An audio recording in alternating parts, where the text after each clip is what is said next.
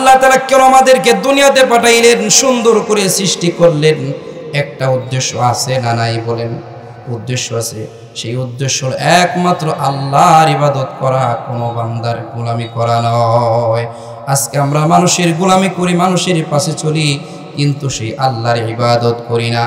অথচ রাসূল কারীম সাল্লাল্লাহু আলাইহি সাল্লাম বলেন, হযরত আম্মা জান আয়েশা রাদিয়াল্লাহু তাআলা আনহা বলেন, একদিন ইশার নামাজের পরে আল্লাহ রাসূল সাল্লাল্লাহু আলাইহি সাল্লাম খানা দানার পরে আমরা সকলে ঘুমিয়ে গেলাম, আর আল্লাহ রাসূল সাল্লাল্লাহু আলাইহি সাল্লাম নামাজে দাঁড়ায় গেলেন, কোরআন তেলাওয়াত করতেছেন, কান্নাকাটি করতেছেন। আম্মা জান আয়েশা রাদিয়াল্লাহু তাআলা বললেন, ইয়া রাসূলুল্লাহ, আপনার তো আগের পিছনের সমস্ত গুনাহ মাফ, তাহলে আপনি এত পরিমাণ কান্নাকাটি করেন, কারণটা কি? আল্লাহ রাসূল সাল্লাল্লাহু আলাইহি সাল্লাম বলেন, ও আয়েশা, আফালা আকুনা আবদান শাকুরা, তাহলে আমি কি আল্লাহর শুকরগুজার বান্দা হব না?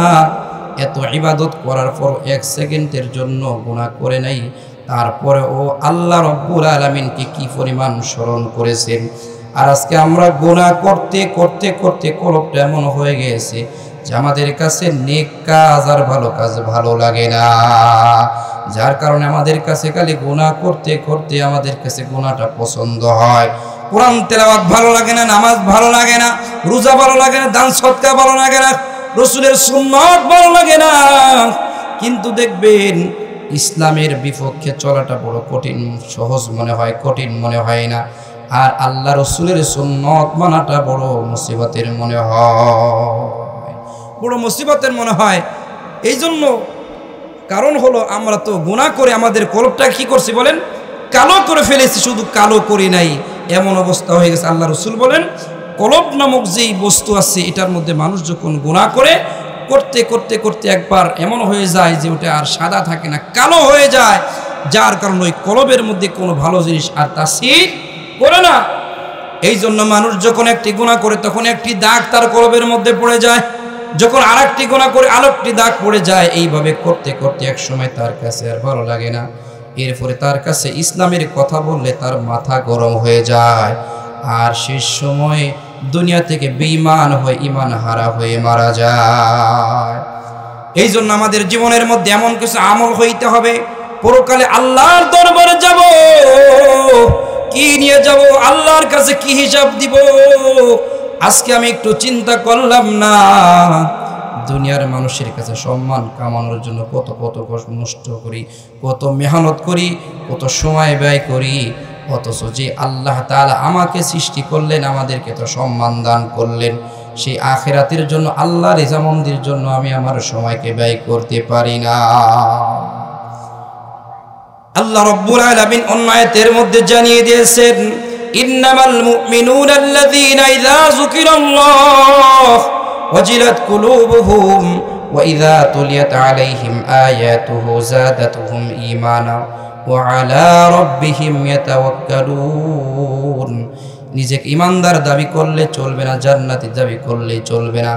জান্নাতের কাজ করতে হবে, ইমানদারের কাজ করতে হবে, এর দ্বারা প্রকৃতপক্ষে আল্লাহর কাছে দামি হওয়া যাবে। কিন্তু আমাদের সমাজের কিছু ভাইয়েরা আছে, তাদের নেক আমল তেমন নাই, কিন্তু দেখবেন দাবির ক্ষেত্রে কোনো কমতি নাই। নামাজ না পড়লে কি হবে? হুজুর ইমান ঠিক আছে, হুজুর দিল পরিষ্কার। আমার এখানে একজন আছে, এই লোকরে মসজিদে ডাক দিলে আসে না, কিন্তু সে সবসময় একই কথা বলে, হুজুর মনটা বড় পরিষ্কার, দিল অনেক পরিষ্কার আছে হুজুর, নামাজ পড়ে, ও অমুক নামাজ পড়ে, দেখবেন ওর দিলের মধ্যে এইটা সমস্যা, এইটা করে ওইটা করে, কিন্তু নিজে লোকটা নামাজ পড়ে না। এই জন্য আপনাদেরকে বলতেছিলাম, নিজেকে মুমিন বলে দাবি করলেই চলবে না, ইমানদার দাবি করলে চলবে না। আল্লাহ তাআলা কিছু সিফাত দিছে, কিছু গুণ দিছে, যেই গুণগুলো অর্জন করার জন্য দুনিয়াতে মুজাহাদা করতে হবে। দুনিয়ার ক্ষণস্থায়ী শান্তির জন্য কত চেষ্টা করা লাগে, কত মুজাহাদা করা লাগে, কত সময় ব্যয় করা লাগে। আর চিরস্থায়ী আখিরাত পাইতে হলে একটু কষ্ট করা দরকার, আছে না নাই বলেন? আছে না নাই বলেন? ওই আখিরাতে যদি আল্লাহর কাছে দামি হইতে হয়, আল্লাহর কাছে যদি নাজাত পাইতে হয়, তাহলে দুনিয়ার হায়াতে জিন্দেগিতে আমাদের কিছু কাজ করতে হবে। এক নম্বর কাজ হলো, আল্লাহ তাআলা জানিয়ে দিয়েছেন মুমিনের কয়েকটা গুণাগুণ। আল্লাহ তাআলা বলেন, ইন্নামাল মুমিনুনা আল্লাযীনা ইযা যুকিরাল্লাহু ওয়াজিলাত কুলুবুহুম যখন কোনো ইমানদারের সামনে আল্লাহর কথা স্মরণ করানো হয় তখন তার অন্তরটা কম্পিত সৃষ্টি হয়ে যায়। ঠিক কিনা বলেন? আর আমাদের কাছে আল্লাহর কথা না, জাহান্নামের বয়ান করলেও চোখে পানি আসে। কারণ হলো ওই যে বললাম, গুনাহ করে আমাদের কলবটা কালো করে ফেলেছে, যার কারণে কোনো বিষয় ভালো লাগে না। এই জন্য আল্লাহ তাআলা বলেন, ইমানদার যে নিজেকে দাবি করবে তার কাছে আল্লাহর কথা স্মরণ হয়ে গেলে পড়া, ওই লোকটা যদি গুনার মধ্যে চলে যায় কিন্তু আল্লাহর কথা স্মরণ হওয়ার সাথে সাথে লোকটা গুনাহ থেকে বেঁচে থাকবে। শুধু বেঁচে থাকবে না, তার অন্তরটা কম্পিত শুরু হয়ে যাবে, কম্পিত শুরু হয়ে যাবে। এই জন্য আমাদের যখন দিলের মধ্যে গুনাহের তাসির চলে আসে, কথা চলে আসে, তখন আমরা কার কথা স্মরণ করব বলেন? আল্লাহর কথা স্মরণ করব। যখন আমি গুনাহ করি তখন চিন্তা করব দুনিয়ার কোনো মানুষ না দেখলেও একজন দেখে, ঠিক কিনা বলেন? দুনিয়ার সমস্ত মানুষের চোখ ফাঁকি দিলেও একজনের চোখ ফাঁকি দেওয়া যায় না।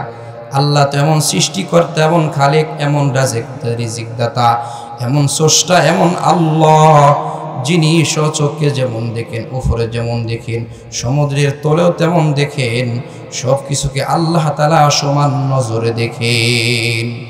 এই জন্য যখন আমরা গুনাহ করি তখন চিন্তা করব দুনিয়ার মানুষের আড়ালে গিয়ে গুনাহ করলাম, কিন্তু এই গুনাহটা তো আল্লাহ দেখতেছে, ওই গুনাহ করা যাবে না। আল্লাহর এক বান্দা হযরত আশরাফ আলী থানভীর কাছে আসছে, আয়েশা বলতেছে, হুজুর আমাকে মুরিদ বানান।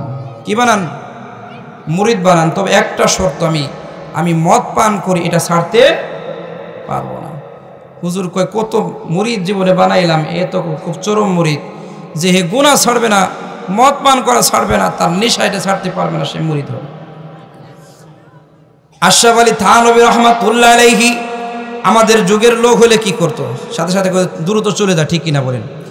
আশরাফ আলী থানভী রাহমাতুল্লাহ আলাইহি তাকে বললেন, তোমাকে আমি মুরিদ করতে পারি, আমার একটা শর্ত আছে, সেই শর্তটা তোমাকে মানতে হবে। সেই শর্তটা কি? তুমি এমন জায়গা গিয়ে মদ পান করবা যেখানে কেউ না দেখে। কি করবা? যেখানে কেউ না দেখে। তো আশরাফ আলী থানভী রাহমাতুল্লাহ আলাইহি তাকে মুরিদ করে দিয়েছেন। মুরিদ করার পর লোকটা বাড়ি চলে গেছেন। তার নেশা করার সময় হয়েছে, মদের বোতল হাতের মধ্যে নিয়েছেন। স্ত্রী ডাক দিয়ে বলেন, তুমি না মুরিদ হয়ে আসলা? বলতেছে, মুরিদ হয়েছে ঠিক, কিন্তু নেশা পান করার কথা আমি বলেছি, এটা আমি করবই করব। বলতেছে, তাহলে তোমাকে কি নসিহত দিল? বলছে, এমন জায়গা গিয়ে মদ পান করার কথা বলছে যেখানে দুনিয়ার কোনো মানুষ না দেখে। তো ওই বান্দা মদ পান করার জন্য একটা গির্জা, একটা গোপন জায়গা যেখানে মানুষ দেখে না, অন্ধকারের মধ্যে গিয়েছে। তো মদের বোতলটা যখন হাতে নেয়, মুটকি খোলার সাথে সাথে দেখতেছে তার সামনে আশরাফ আলী থানভীর চেহারাটা ভেসে ওঠে। সুবহানাল্লাহ। সে যেখানে যায় সেখানে দেখতেছে মদ পান করবে, কিন্তু তার সামনে, চেহারার সামনে যখনই মদের বোতলটা হাতে নেয় তখন আশরাফ আলী থানভীর চেহারাটা ভেসে আসে। কারণটা কি? সে মদের বোতল ফেরাইয়া আল্লাহর ওলির দরবারে চলে গেলেন আর বললেন, হুজুর রহস্যটা কি, কারণ কি? আশরাফ আলী থানভী রাহমাতুল্লাহ আলাইহি বলেন, আমি যখন তোমাকে মুরিদ করেছি, আল্লাহর কাছে দোয়া করেছি, হে আল্লাহ, এমন জায়গা গিয়ে যেন মদ পান করে যেখানে কেউ না দেখে। দুনিয়ার সব জায়গা আপনি দেখনেওয়ালা, জাননেওয়ালা, কারণ সব কিছুর মালিক হলো আল্লাহ। এই জন্য আল্লাহ তাআলা তাকে গুনাহ থেকে মাফ করাইছি। ঠিক কিনা বলেন? এই জন্য আপনাদেরকে বলতেছিলাম, 1 নম্বর গুণ হলো যখন আল্লাহর কথা স্মরণ হবে তখন আমরা আল্লাহর জিকির শুরু হয়ে গেলে তখন আমরা গুনাহ থেকে মুক্ত হয়ে যাব। আবার দেখা যায় আমাদের সমাজের মধ্যে কিছু মানুষ, তারা আল্লাহর জিকির, আল্লাহর নামের মধ্যে বাজনা বাজায় আল্লাহর জিকির করে, আছে না বলেন? দিলের কান দিয়ে বুঝবেন মুসলমান, আকল দিয়ে বুঝবেন কথাগুলো, আপনারা মাইন্ডে নেবেন না, রাগ হবেন না। আল্লাহর নামের সাথে যদি আপনি বাজনা বাজান তাহলে সব না গুনাহ? বলেন, সব না গুনাহ? গুনাহ হবে, কারণ আল্লাহর নামের সাথে বাজনা এমনি হারাম। আর আপনি যখন বাজনাটাকে গানের সাথে, আল্লাহর নামের সাথে যোগ করে দিলেন, রাসূলের নামের সাথে যোগ করে দিলেন, তখন গুনাহটা সহজ হবে না, ওই গুনাহটা আপনার জন্য আরো বেশি হবে। এই জন্য আমরা এই গুনাহমুক্ত জীবন করার জন্য যখন আমাদের মধ্যে আল্লাহর নাম স্মরণ করানো হয় অথবা স্মরণ হয়, তখন আমাদের মধ্যে একটা পরিবর্তন আসতে হবে। তাই তো আল্লাহ তাআলা বলেন, ওয়াইযা যুকিরাল্লাহু ওয়াজিলাত কুলুবুহুম ওয়াইযা তুলিয়াত আলাইহিম আয়াতুহু যাদাতুহুম ঈমানা। আর একটি গুণ হলো, মুমিনের গুণ হলো, বৈশিষ্ট্য হলো, যখন তাদের কাছে আমি আল্লাহর কোরআনকে তেলাওয়াত করা হয় তখন তাদের ঈমান খালি বাড়বে। ঈমান কি বলেন? আজকে আমরা তো এই কোরআন থেকে দূরে সরে গেছি, ঠিক কিনা বলেন? অনেক ভাইয়েরা আছেন কোরআন পড়তে পারেন না। ছোটবেলা আমরা দেখতাম কোরআনের সম্পর্ক মাদের কি পরিমাণ ছিল। সকাল হলে ঘুম থেকে ওঠার পরে ফজরের নামাজ পড়ে আগে কোরআন তেলাওয়াত করত। রাস্তা দিয়ে হাঁটলে প্রত্যেক বাড়ির থেকে কোরআনের আওয়াজ আসতো, ঠিক কিনা বলেন?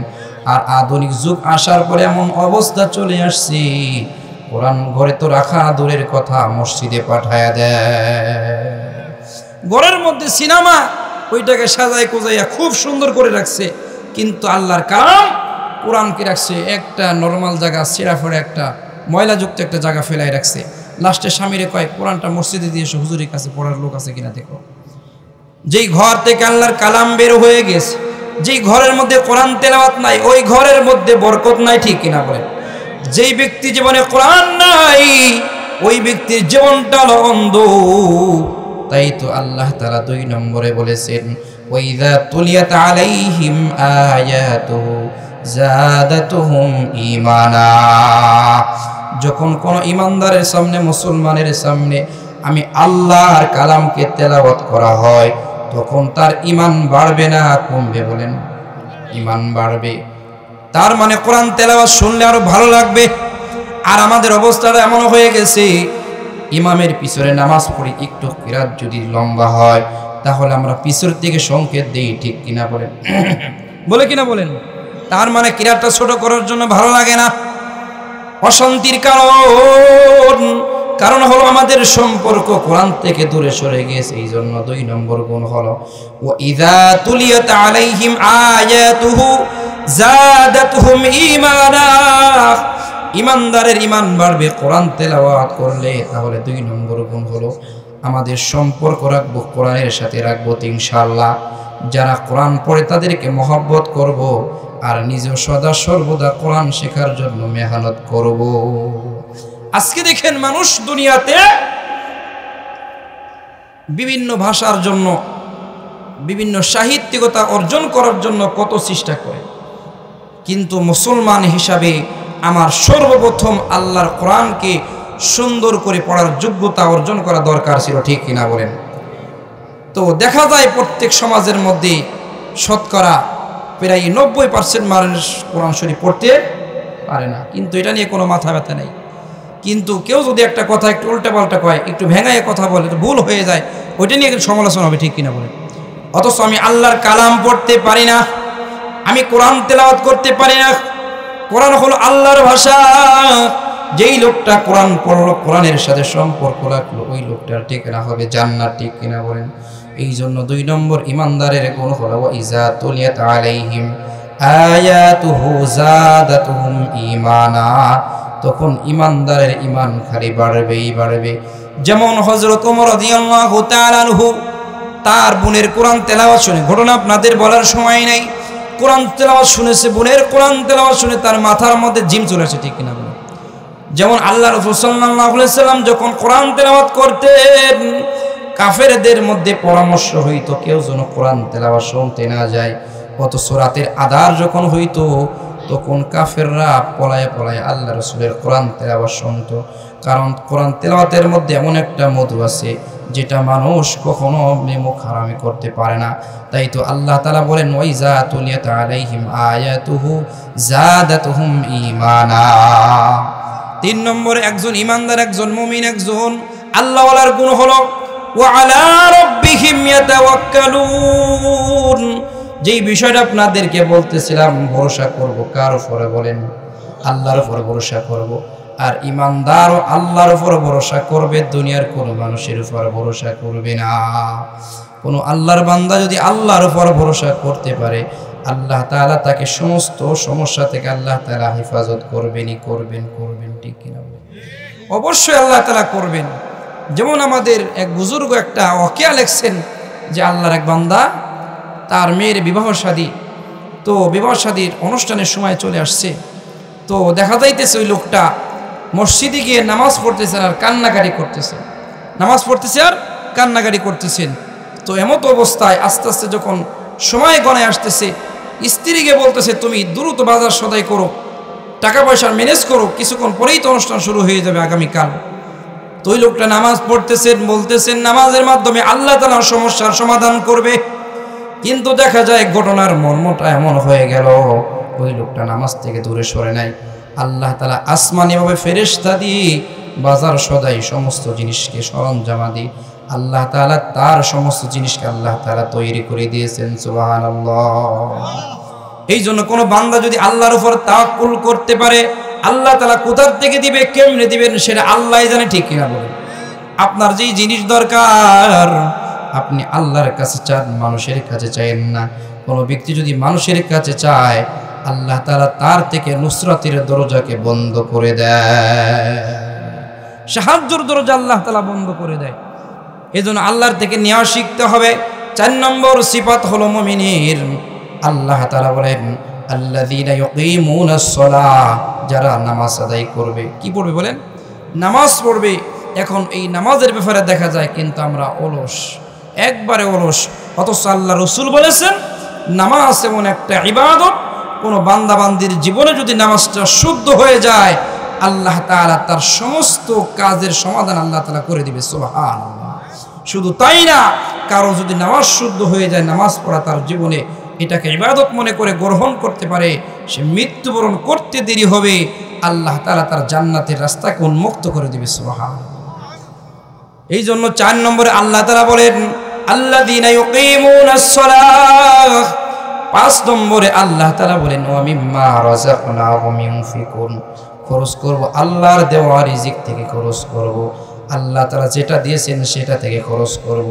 এই কথা বলবো না এটা আমার বাপ দাদার কামাই করা, এটা মসজিদ মাদ্রাসায় দেওয়া যাবে না, দান খয়রাত করা যাবে না। সমাজের অনেক ভাইরা আছে তারা আল্লাহর রাস্তায় খরচ করতে চায় না, আছে না বলেন? কিছু দিতে চায় না, বলে এটা আমার নিজের কামাই করা, এটা আমার ব্যক্তি জীবন, এটা আমার মালিক। দুনিয়ার কোনো জিনিসের মালিক আমি নিজে না, আল্লাহ তাআলা দুনিয়ার সব কিছুকে আল্লাহ তাআলা মানুষের জন্য অল্প সময়ের জন্য আমানত দিয়েছেন, ঠিক কিনা বলেন? আমানত দিয়েছেন অল্প সময়ের জন্য, এটার মালিক আমি না। এই জন্য আমি যখন মৃত্যুবরণ করব, অটোমেটিক আমার সম্পদ আমার সন্তানের হয়ে যায়, ঠিক কিনা বলেন? আমার থাকবে বলেন? থাকবে না।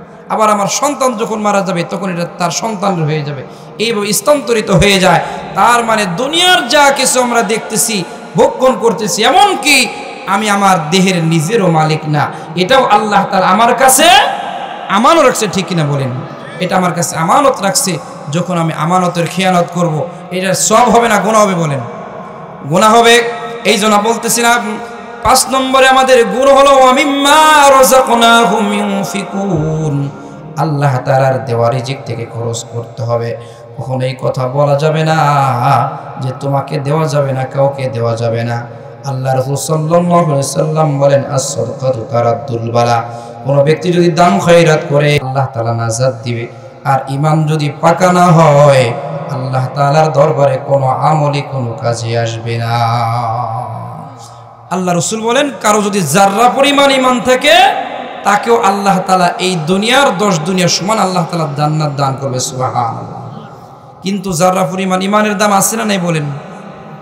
আমাদের ঈমান 5 টাকার কাছে বিক্রি হয়ে যায়, ঠিক কিনা বলেন? একটা চার কাছে আমার ঈমান বিক্রি হয়ে যায়, আমার ঈমান মানুষের কাছে বিক্রি হয়ে যায়। অথচ ঈমান এমন একটা দামি বস্তুর নাম, সাহাবা রাদিয়াল্লাহু তাআলা আনহুর জীবন চলে গেছে, ফাঁসির কাস্টে ঝুলছে, রক্ত দিছে, এরপরে কখনো ঈমান ছাড়ে না, কখনো ঈমান কি করে নাই বলেন? ছাড়ে নাই, ঠিক কিনা বলেন? তো আপনাদেরকে বলতেছিলাম আমার ঈমানটা যদি শুদ্ধ হয়ে যায়, এরপরে আপনি 2 রাকাত নামাজ পড়েন, ওইটা আপনার কাজে আসবে। আমাদের ঈমানের মধ্যে ভেজাল আছে, যার কারণে জীবনের কোন আমলের মধ্যে শান্তি পাই না। এবার আসেন সাহাবাদের একটা ওয়াকিয়া আপনাদেরকে শোনাই। কোন সাহাবী সকালে ঈমান আনছে, বিকালে আল্লাহ রাসূলের সাথে যুদ্ধের ময়দানে গিয়ে শহীদ হয়ে গেছে। বুঝে থাকলে আপনারা উত্তর দিবেন।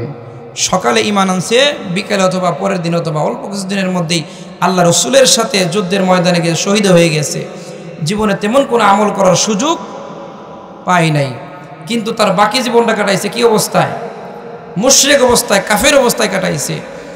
তো আপনারা বলেন, এই লোকটা যে ঈমান এনে রসুলের সাথে যুদ্ধের ময়দানে গিয়ে শহীদ হয়ে গেল, তার ঠিকানা জাহান্নাম না জান্নাত? বলেন জান্নাত। কারণ কি? কারণ হলো তার মধ্যে ঈমান আছে, ঈমানটা পিওর আল্লাহর জন্য হয়েছে, ঠিক কিনা বলেন? রসুলের জন্য হয়ে গেছে। এই জন্য আমার জীবনের মধ্যে সুন্নাত দিয়ে সাজাইতে হবে, আমল করে সাজাইতে হবে। আজকে হে যুবকরা, আজকে আমরা ইহুদি খ্রিস্টানদের কালচার দিয়ে ঘরকে সাজাইছি। আমার ঘর থেকে, বাড়ি থেকে নিয়ে, আমার সংসার থেকে নিয়ে সব জায়গার মধ্যে আজকে গায়রুল্লাহ ঢুকে গিয়েছে, যার কারণে দেখা যায় ঘরের দিকে তাকাইলে পারা মনে হয় এটা কোনো মুসলমানের ঘর না। পূর্বেকার যুগে কোনো ঘরের মধ্যে প্রবেশ করলে কিছু না থাকলো, কোরআন শরীফ তাকের মধ্যে থাকতো, ঘরের মধ্যে যায় নামাজ থাকতো, ঠিক কিনা বলেন? বিভিন্ন জায়গার মধ্যে তসবিহ থাকতো, ঠিক কিনা বলেন? বিভিন্ন দোয়ার বই থাকতো, বিভিন্ন ওজিফার বই থাকতো। তার মানে ঘরের মধ্যে আমল আছে।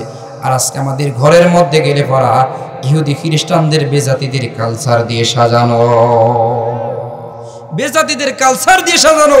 আর এটাকে আমরা আধুনিকতা মনে করি, ঠিক কিনা বলেন? এটাকে আমরা আধুনিকতা মনে করি, অথচ ঘরের মধ্যে রসুলের সুন্নাত নাই।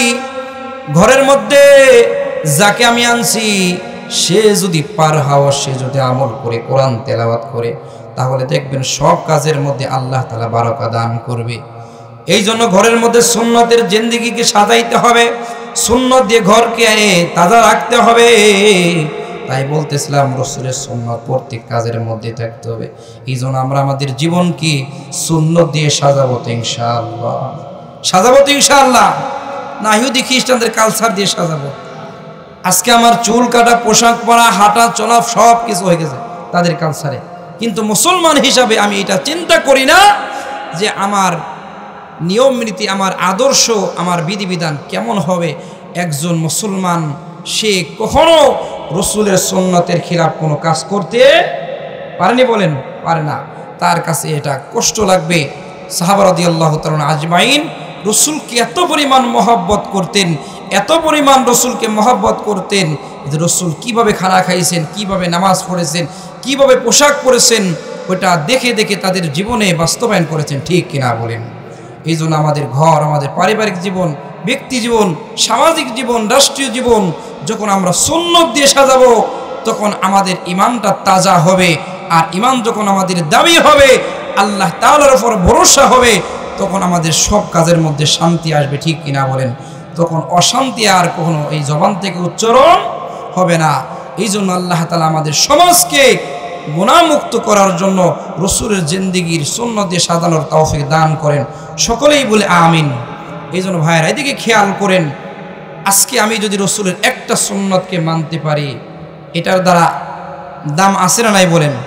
আল্লাহ রসুল বলেছেন, মান আহাব্বা সুন্নতি ফাকাদ আহাব্বানি ওয়া মান আহাব্বানি কানা মাই ফিল জান্নাহ।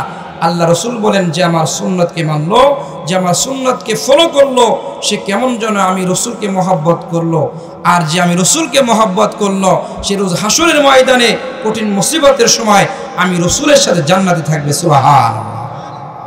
এই জন্য ভাইয়ের আমার, কিছু আমল যেইগুলো আল্লাহর জন্য হওয়া চাই, কোনো দুনিয়ার মানুষের জন্য কি আমরা চলতেছি, কেমনে চলতেছি, কি করতেছি, কোথায় চলতেছি, আমি নিজের পরিচয় খুঁজেই পাই না, তাহলে পরকালে আল্লাহর কাছে আমি কিসের আধাবাদি করতে পারি, ঠিক কিনা বলেন? এই জন্য আল্লাহ তাআলা আমাদের সকলকে গুনাহমুক্ত জীবন গড়ার জন্য রসুলের সুন্নত দিয়ে আমাদের জীবনকে সাজানোর তৌফিক দান করে। সকলেই বলি আমিন।